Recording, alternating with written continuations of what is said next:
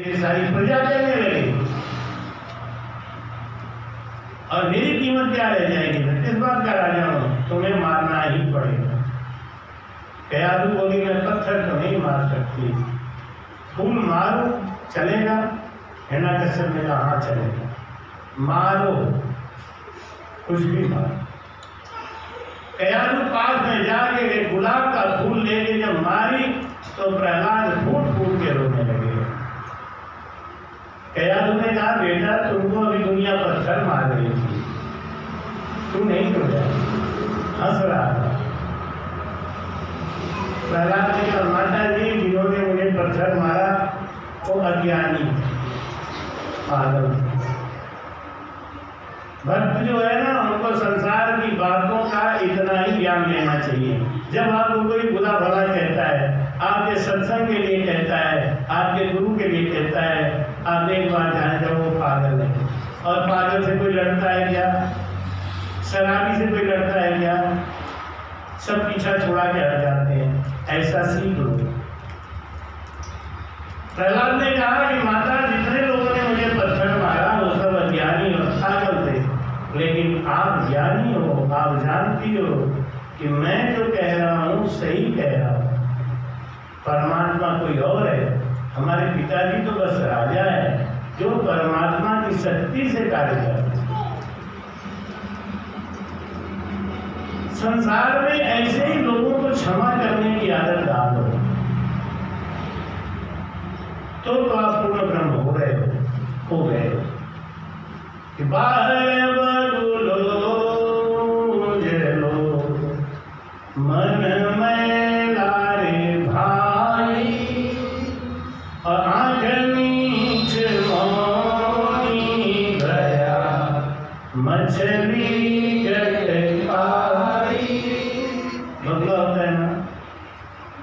और तालाब के किनारे एक पैर पे खड़ा होकर ध्यान लगाए, देखने वाला समझता है भाई रे भाई कितना ध्यानस्थ है, लेकिन जैसे ही मछली कटक आई तुरंत पकड़ लिया।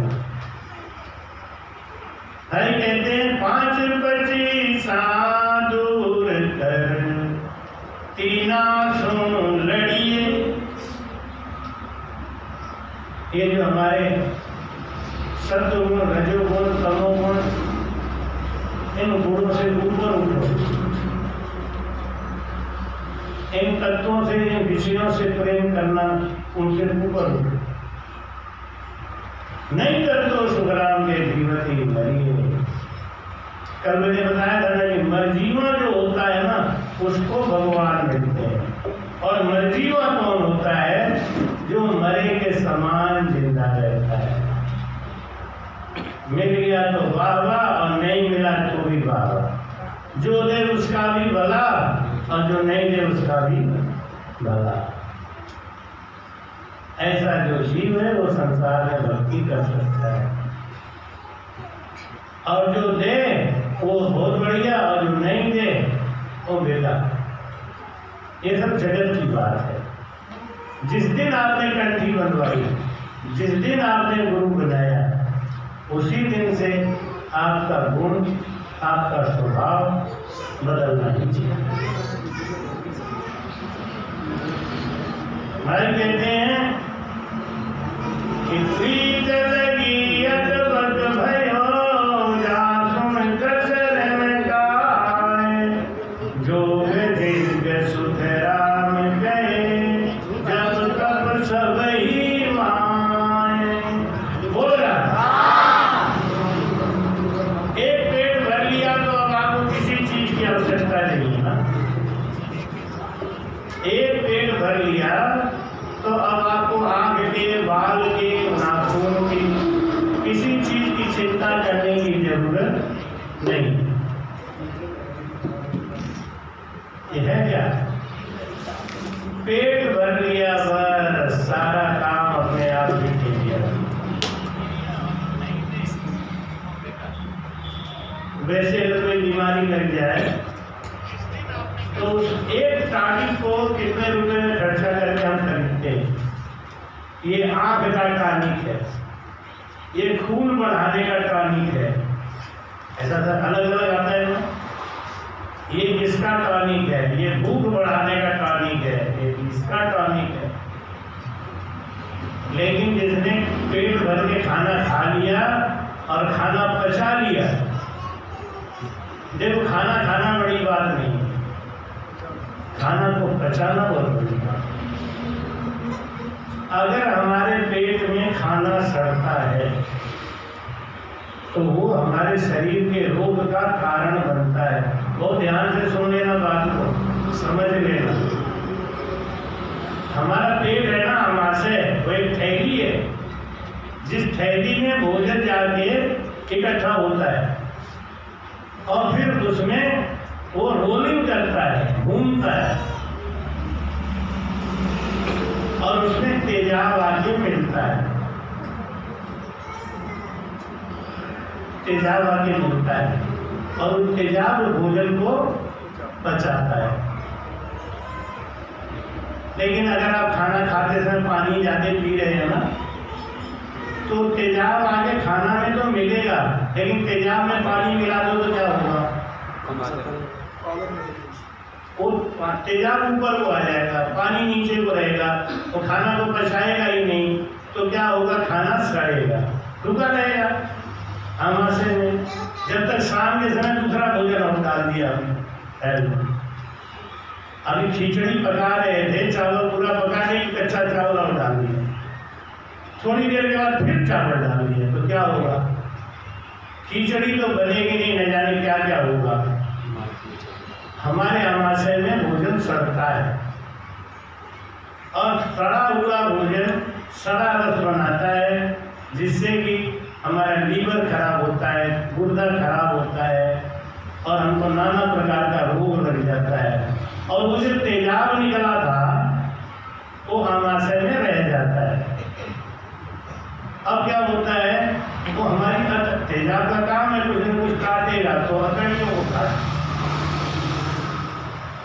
फिर हमारे पेट में अल्सर बन जाता है, कच्ची डकार आती है, ऐसा डकार आएगा लगता है पूरा खाना मुंह में आ गया।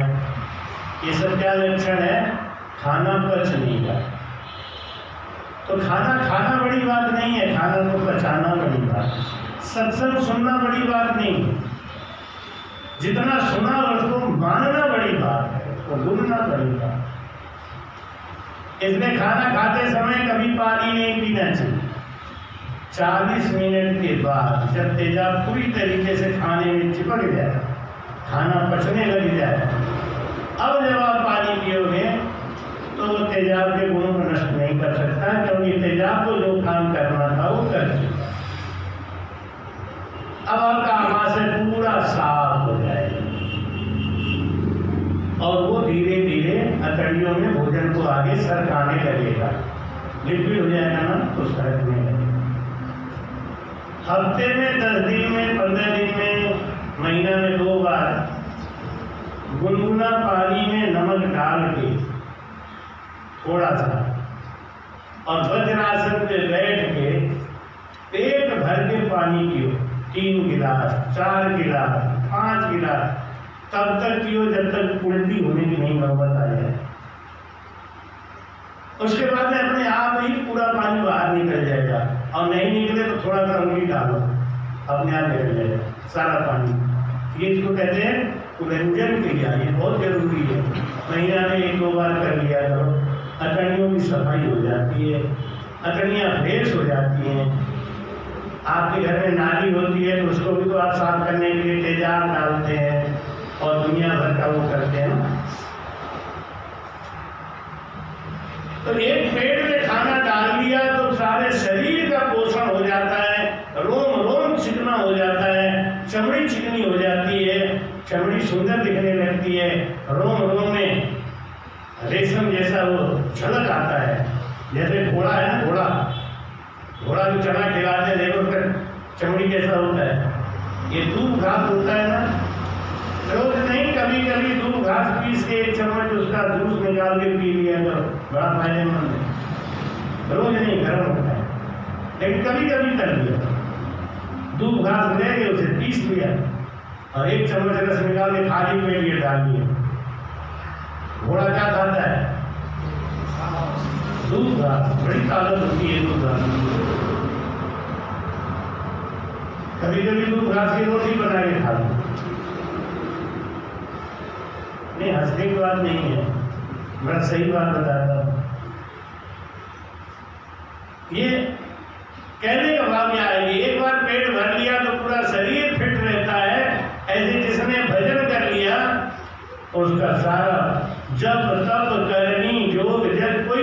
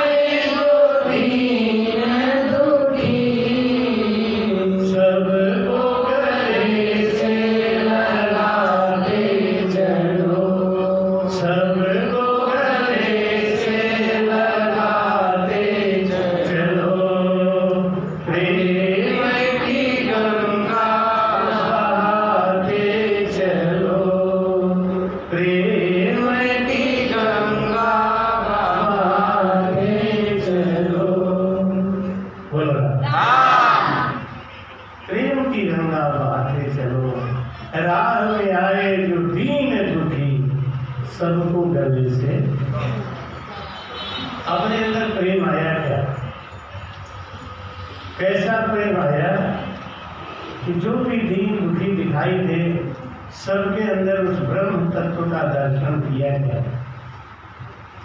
सबको हम परमात्मा स्वरूप जानते हैं। क्या अगर ये भावना बन गई तो उसको कोई जप करने की, कोई तप करने की, कोई व्रत करने की, कोई तीर्थ करने की आवश्यकता है ही। कोई चीज की उसको आवश्यकता है। जैसे कि पेट में भोजन कर लिया, पेट में भरपेट भोजन कर लिया तो नींद खुलाने की जरूरत पड़ेगी क्या?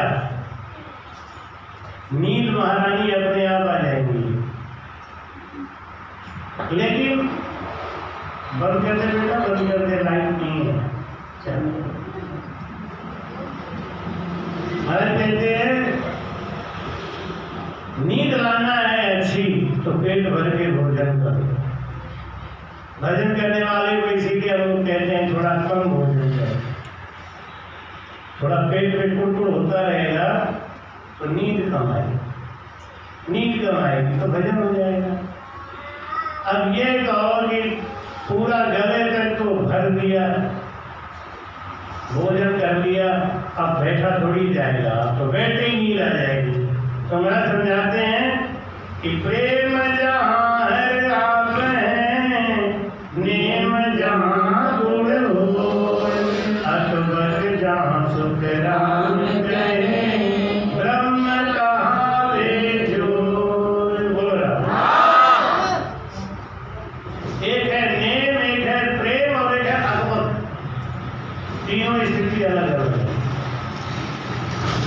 नेम, प्रेम, प्रीति और अकबर। अकबर मतलब समझते हैं? अकबर मतलब किसी चीज का होश ही नहीं है। जैसे जब भगवान कृष्ण विदुरानी के घर पे गए तो विदुरानी स्नान कर रही थी और जैसे ही उन्होंने सुना,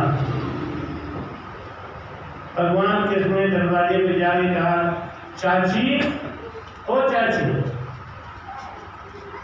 विदुर को चाचा कहते थे। उस रिश्ते में विदुरानी को चाची बोलते।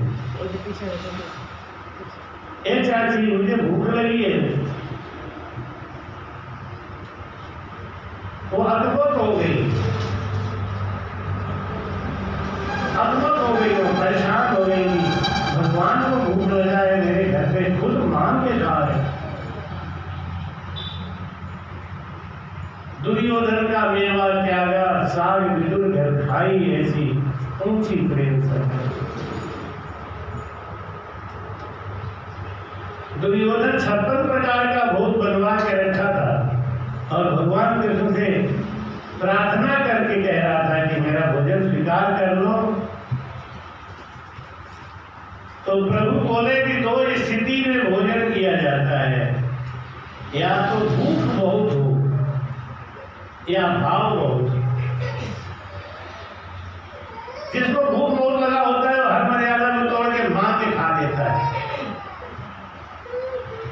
और जिसको भाव बहुत मिले तो हर मर्यादा को तोड़ के वो खा लेता है। भगवान के बोले दुर्योधन तेरे अंदर भाव नहीं और मेरे अंदर भूख नहीं, कोई स्थिति नहीं है। और वहां से चल के सीधे त्रिपुरारी के घर आए, मान बढ़ाने के लिए, भूखे नहीं थे। हमारे गुरु जी स्वामी कुशालदास जी महाराज सत्संग करने जाते थे तो कोई आके कहता कि महाराज हमारे यहाँ भोजन कर लो। हाँ हाँ, अभी महाराज जी सुबह से 8 बजे आपने हाँ कर दी, तो हमने कहा कि तुम पागल हो, मैं भोजन करने नहीं भाव खाने जाता हूँ। भोजन खाने नहीं जाता, भाव खाने जाता। और एक बात की सच्ची घटना आपको बताऊं अपने गुरु महाराज जी की, विषय आ गया, बहुत अच्छी घटना। क्या हुआ, मेरे यहाँ गुरु जी आए हुए थे, मेरे 3-4 मकान छोड़ के एक पड़ोसन थी, तो वो आके बोली कि महाराज आज शाम का भोजन आपका मेरे यहाँ रहेगा। तो महाराज जी से हमने कहा महाराज जी राम से नहीं तो है नहीं, और इसको कोई प्रेम भी है नहीं, तो इनके यहाँ भोजन मत करो, आप रह लो। महाराज बोले नहीं कर लेंगे कोई, अरे जब भोजन करेंगे तभी तो राम से नहीं बनेगी, कर लेंगे भोजन, कोई बात नहीं।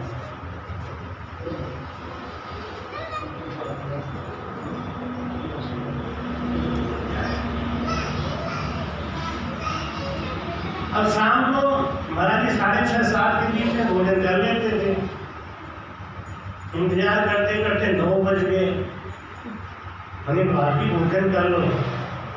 मैंने देखा है कि पके हुए संतों में एक गुण देखा हमने कि वो कोई ज़्यादा रिजिड नहीं होते, जितने ही बजे होगा तभी करेंगे, नहीं तो नहीं करेंगे। शाम को 7 बजे 6-6:30 तक भोजन कर लेने वाले महाराज जी 9 बजे रात में चले आ भोजन कर लेता, क्योंकि मालूम है कि हम नहीं करेंगे तो सब भूखे बैठे हैं। सवेरे वो बाई आई आरती में, बोली अरे महाराज जी कल शाम को हमारी व्यवस्था नहीं जम पाई, लेकिन आज के दोपहर का भोजन आपका पक्का है, आज हम लेने आएंगे और हम अपने खजांची जी को भेजेंगे। बोले हाँ ठीक भेज दे। हमको गुस्सा आ गई, अब इसका घर नहीं खाने जाना, इतनी लापरवाह है, खबर तक नहीं करी। अरे क्या तू समझता नहीं है, भोजन करूंगा तो इसका भाग्य बदल जाए, लेकिन इसका जो अभाग है ना वो बाधा डालता है। तो मैं ये देखना चाहता हूँ कि इसका अभाग इसको कब तक रोकता है, और मैंने भी जिद कर लिया मैं भोजन करूँ कि ये भगवान गुरु जी से कौन लड़े। लेकिन दोपहर में फिर नहीं है, कोई खबर नहीं करी, आप मानो या नहीं मानो। 3 दिन तक वो आती थी, वादा करती थी, नहीं बुलाई। अब मेरी हालत क्या हो गई, जब मैं एक टाइम में इतना गुस्सा हो गया था तो तीसरे दिन मेरी क्या हालत रही होगी। मैं उससे ही लड़ बैठा कि तू अंदर नहीं जाएगी बिल्कुल, लेकिन बात जी के चेहरे में कोई गुस्सा नहीं, और फिर भी हाँ आज शाम को कर लूँगा। भाभी से तो कुछ कह ही नहीं सकते थे, बाप जी कितनी गलत है। नहीं नहीं नहीं ऐसे नहीं कहते, गलत कोई नहीं है, उसका अभाग है, उसकी बदकिस्मती है जो उसको रोके हुए है, और मैं इसके यहाँ भोजन करूँगा जरूर। मैंने भी जिद पकड़ लिया। तो महाराज तीसरे दिन शाम को गए भोजन करने, शाम को दोपहर को, तीसरे दिन शाम को भोजन करने, और मैं इतना पापी जी हूँ कि हमने महाराज से कह दिया कि हाथ जाके खाया, मैं तो घर सेटल नहीं किया। तो मैं महाराज जी को उसके घर के दरवाजे खाकर छोड़ के वापस आ गया। मैं नहीं खाऊं, देखो गुरु जी खा रहे, अब समझ में आती है कितना बुद्धिहीन था मैं कि गुरु जी जब खा रहे हैं तो मैं क्यों नहीं खाऊंगा। लेकिन अब मुझे ईगो ज्यादा आ गया, मैं तो नहीं खाऊंगा। और यही महाराज जी आप खा लिए तो नहीं, तो महाराज जी खिला, तो महाराज जी खा सकते हैं, तेरा मुझे को क्या है, यही खा सकते। तो महाराज जी कहते थे कि भोजन कर लेने से आदमी का भाग्य बदल जाता है। जिन घर की सुन चीज रे हरिजन के हम लाग, इन गुण से सुखराम के जत्तर पलटे आग। जिसके घर जाके संत भोजन कर लें या जो संतों को भोजन करा देता है ना, उसका भाग्य पलट जाता है। और संतों का भोजन में खिलवाड़ नहीं होता। अब विदुरानी के घर जाके जब भगवान ने कहा कि चाची मुझे भूख लगी है, तो चाची वस्त्र बदल रही थी, वस्त्र बदलना भूल गई। अद्भुत प्रेम की बात है। वस्त्र बदलना भूल गई, ऐसे ही निर्वस्त्र अवस्था में आ गए और प्रभु का हाथ पकड़ के अंदर नहीं गई। प्रभु वहां शरीर नहीं दिख रहा था, वहां प्रेम दिख रहा था। प्रभु को अपने साथ अंदर ले गई और केले का छिलका सुन के प्रभु साग बन गया है। इसको किस चीज का साग बना था मालूम है? दूध का। 12 वर्ष तक विदुर जी ने दूध घास का वो सब्जी और दूध घास की रोटी खाई थी, क्योंकि दुर्योधन ने कह दिया था मेरे राज का अन्न नहीं खाएगा। विदुर जी भी तेजी थे, उन्होंने अन्न नहीं खाया। दूध घास तो परमात्मा का दिया हुआ है, ये दुर्योधन का नहीं है। दूध घास की रोटी खाई, दूध घास का सब्जी बना ली। विदुरानी अद्भुत हो गई, अब रोटी कौन बनाए?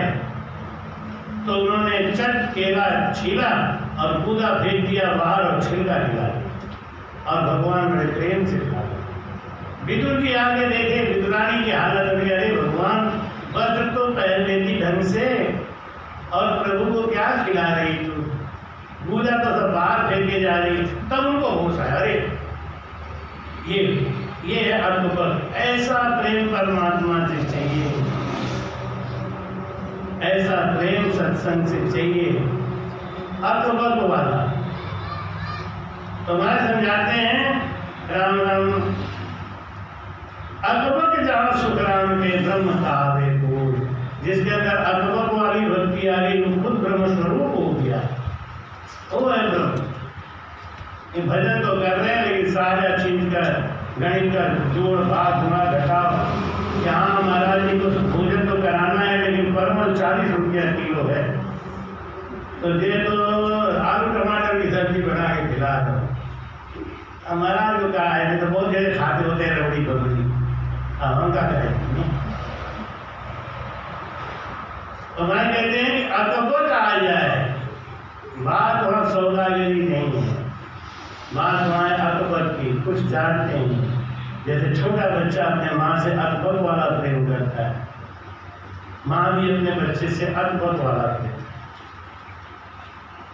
तो वही कहते हैं राम राम और अंग बन घेरिया नेक बहुत मान, विरह प्रेम सुख राम कहे हरि में हर बिन नाय। बोल रहा परमात्मा की याद आते ही आंखों से टपर टपर आंसू गिरे, ये लक्षण क्या है? परमात्मा की मेहर आपके ऊपर, राम जी की मेहर, ये लक्षण है। लेकिन अगर बनावटी है तो वो ज्यादा दिन नहीं रहेगा। और अंगमन घेरिया नेक रहे, थोड़ा दिन रहता है लेकिन कुछ दिन के बाद उतर जाता है। जब तब करनी जोग से जो रंग चढ़ता है वो थोड़े दिन के बाद उतर भी जाता है। लेकिन विरह प्रेम सुखराम के हरि मेहर बिना, जिसके ऊपर हरि की मेहर हो गई भजन से, उसका अंग कभी नहीं पलटता। तो भाई कहते हैं ना कि अंग कब पलटता है और कब नहीं पलटता है। जो पक जाता है उसका अंग नहीं पलटता, और कच्चा है तो उसका अंग तो पलटेगा ना। आम छोटा होता है, खट्टा होता है, नहीं, उसका छिलका हरा होता है, कहीं काला भी होता है।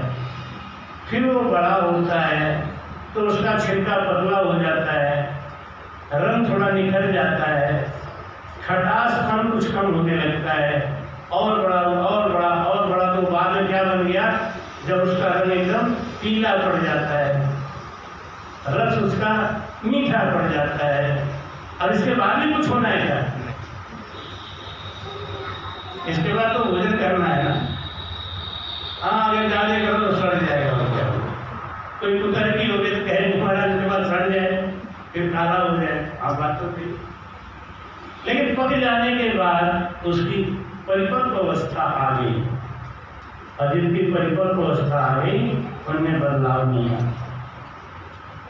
कर्म काट पद में मिले तब ऐसा होई, कर्म काट पद में मिले तब ऐसा होई, सुख दुख तो व्यापे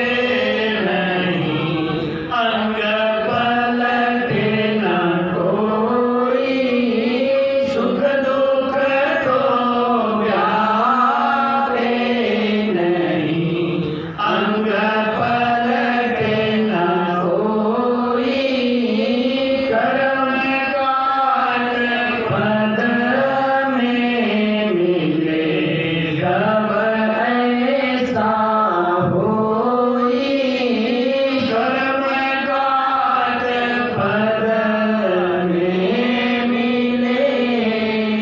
जो सब कर्मों को काट के उस आनंद पद में चला गया है, उसका लक्षण यही है कि सुख दुख तो व्यापे नहीं, अंग पलटे नहीं कोई, जब लगन डर उपजे शिष्कारो आवे, जब लगन डर उपजे शिष्कारो आवे, जब लग जन पहुँचा नहीं, पीछा फिर आवे, जब लग जन पहुँचा नहीं, पीछा फिर आवे, कर्म काट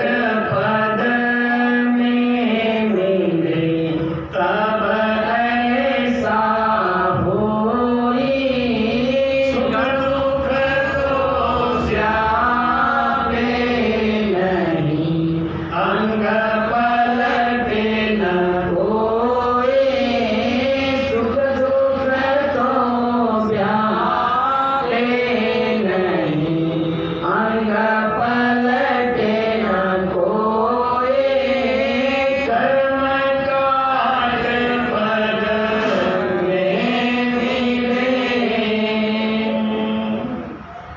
रमनार पुरुष की गम लहे, चमक जन बैठा, नार पुरुष की गम लहे, चमक जन बैठा, जब लग जन पूरण नहीं, घर आदर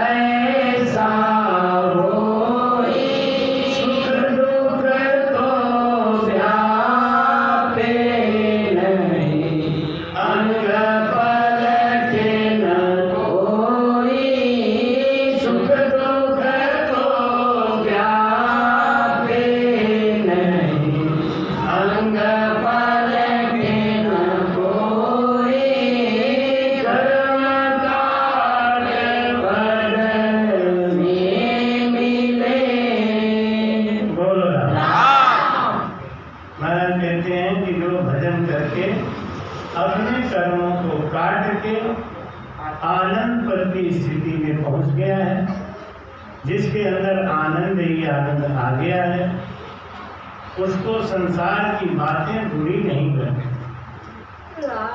क्योंकि वो जानता है जैसे कि शराबी की बातें ज्ञानियों को बुरी नहीं लगती, पागल की बातें ज्ञानियों को बुरी नहीं लगती। ऐसे ही जो संसार में भजन करके अपने कर्मों को काट चुका है, उसको संसार की कोई बात बुरी नहीं। बुरा क्यों लगता है? क्योंकि जो कर्म हमारे बकाया रह गए, वो कर्म हमको आगे बढ़ने से रोकते हैं। लेकिन जिन्होंने कर्म को काट दिया है, जिनका भजन हो चुका है, महाराज जी कहते हैं कि जब लग तन डर उपजे सिस्कारो खाए, तब लग जल पलता नहीं पीछा फिर आवे। क्यों डरेगा? जिसका भजन हो चुका है, जो लड़का पूरी पढ़ाई में तैयारी कर चुका है, वो परीक्षा देने से डरेगा क्या? कोई भी पेपर आए उसकी पूरी तैयारी है। लेकिन जिसका पेपर तैयार नहीं है और तो इम्तिहान के नाम से ही डरेगा, परीक्षा देना है क्या? ऐसे ही जिसने अपने कर्मों को काट दिया, उसे यमराज से क्या डर लगे? उसका देवी देवता क्या बिगाड़ेंगे? लेकिन जिसने कर्मों को काटा ही नहीं है, देखो पीपल का पेड़ होता है ना, छोटा होता है, तो उसके लिए ईंट का बाड़ लगाना पड़ता है। नहीं, अभी देखो ना, ये नगर निगम और ये सड़क विभाग वालों ने, वन विभाग वालों ने पेड़ लगाया है, तो उसके चारों तरफ ईंट का घेरा लगाया है कि नहीं?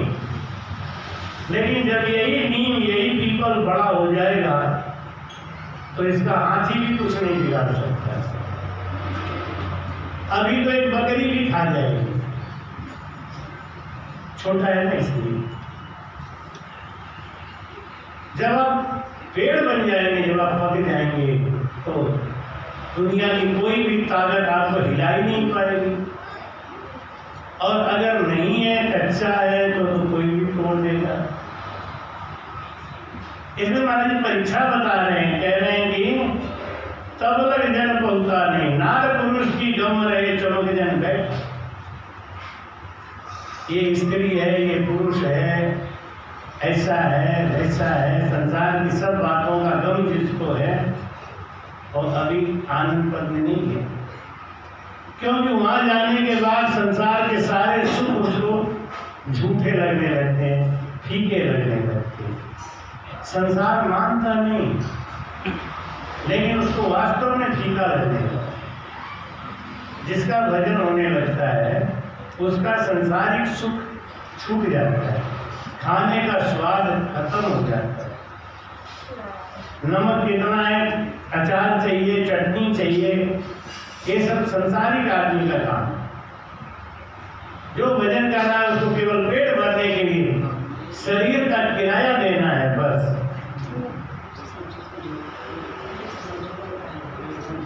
जिनको शरीर का किराया देना है,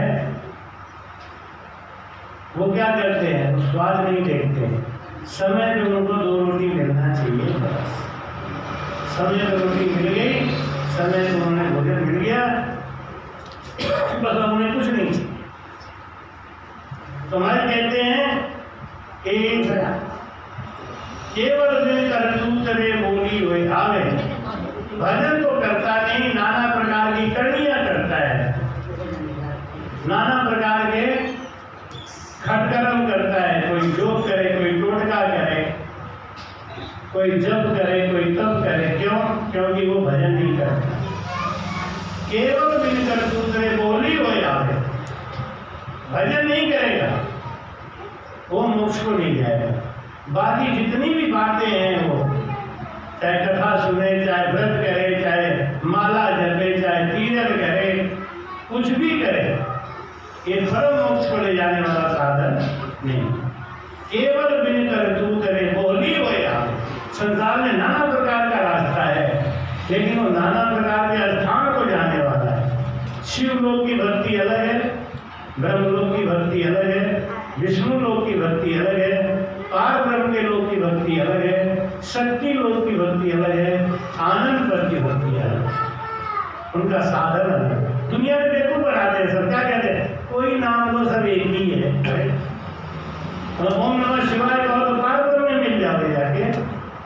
किसी का नाम गोपाल है तो उसको आप जो है कोई खिलाड़ी राम बोलोगे तो गोपाल आएगा क्या?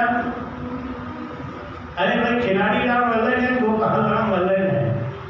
गोपाल और खिलाड़ी एक ही कैसे हो जाएंगे? सांप और बिल्ली एक जैसा हो जाएगा क्या?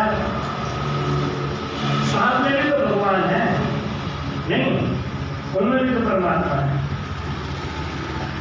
लेकिन सांप को कोई अपने साथ लेके बैठता है क्या? कुत्ते में ब्रह्म नहीं है क्या? है, उनकी इज्जत करो। हमने एक बार कहा कि खाना कहते हैं खाओ मन भर, छोड़ो नहीं कड़ भर। एक आदमी बोला महाराज हम छोड़ेंगे नहीं तो ये जो जानवर है इनका पेट कैसे भरेगा?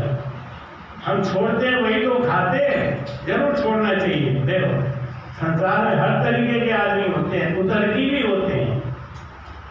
हमने तो कहा खाओ मन भर लेकिन छोड़ो नहीं कण भर। थाली में जब आप कण छोड़ते हो ना वो नाली में जाता है, नाली में सड़ता है और उसमें कीड़े बनते हैं। और वो कीड़ा क्यों बना? क्योंकि आपने अन्न छोड़ा। आपके अन्न छोड़ने से कीड़ा बना और वो कीड़ा धूप लगते ही मर जाएगा, तो उसका पाप किसको लगेगा? आपने अन्न छोड़ा है, आपके अन्न छोड़ने के कारण कीड़ा बना है। बहाना क्या बनाएंगे? अरे हम अन्न छोड़ेंगे ना तो ये जो कुत्ता है और जो जानवर घूम रहे इनका पेट भरेगा। क्यों इनका पेट भरना है? तो ताजा रोटी नहीं दे सकते क्या? एक ताजा रोटी बना के खिलाओ ना। कहते हैं ना कि ब्रह्म सब में है, तो कुत्ते में भी ब्रह्म है ना। मैं ताजा रोटी खिलाओ, सुअरिया को ताजा रोटी दो, अपना जूठा छोड़ेंगे, क्या गैया खाएगी? कहते गाय है हमारे घर में, चिंता मत करो, खाना खराब होने दो। अरे गाय है तो शुद्ध खाना खिलाओ ना उसको। एक छोटी सी बात सुना के विश्राम देता हूँ, समय हो गया पूरा, बल्कि ज्यादा ही हो गया समय। एक आदमी बोला कि भैया जब तेरी शादी नहीं हुई थी तो तू तो बड़ा शेर खान था, अब बड़ा सीधा हो गया तू, ऐसा क्यों हो गया? उन्होंने कहा आपको मालूम है कि जब से हमारी बीवी आई है ना, सबसे पहली रोटी हम ही को खिलाती है। नहीं आई समझ में? सबसे पहली रोटी पहले किसको खिलाया जाता है? सही बताओ, किसको? जानते हो ना? उसके पति ने कहा कि जब से बीवी आई है पहली रोटी हम ही को खिलाती है, इसलिए हमारा स्वभाव गाय जैसा हो गया है? अब सबसे आखिरी रोटी जो खाता है उसका स्वभाव,